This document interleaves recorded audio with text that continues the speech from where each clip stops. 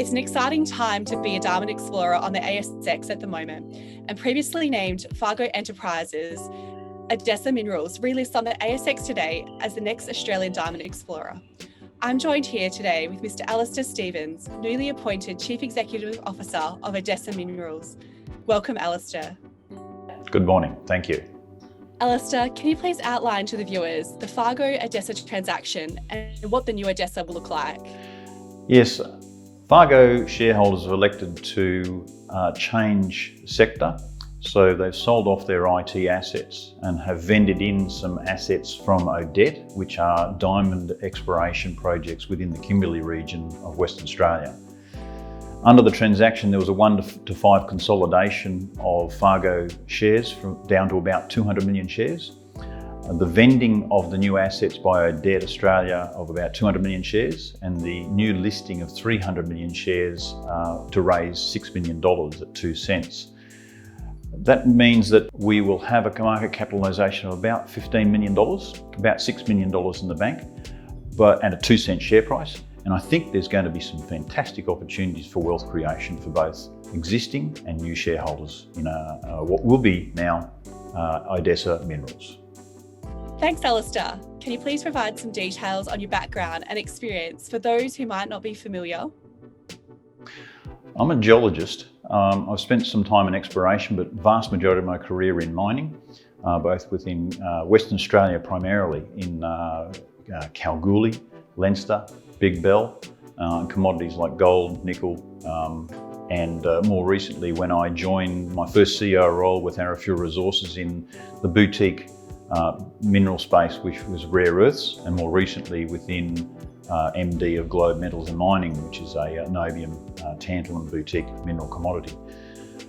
So I've got about 35 years of experience now, primarily in operations, but also I've worked through many feasibility studies as well.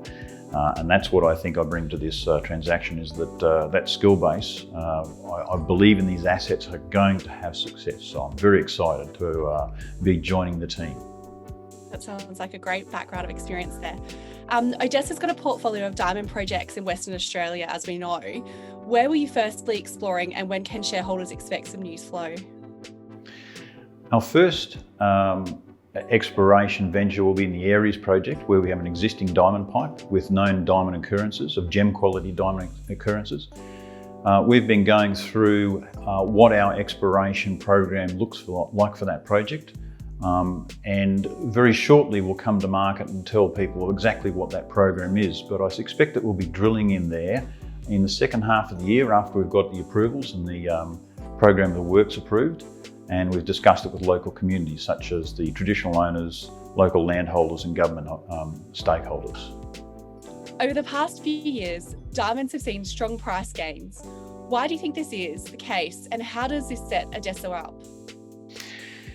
Argyle diamond mines produced at one stage almost 50% of the world's production of diamonds. More recently, just before they closed, it was around about 15% and 8 million carats per annum.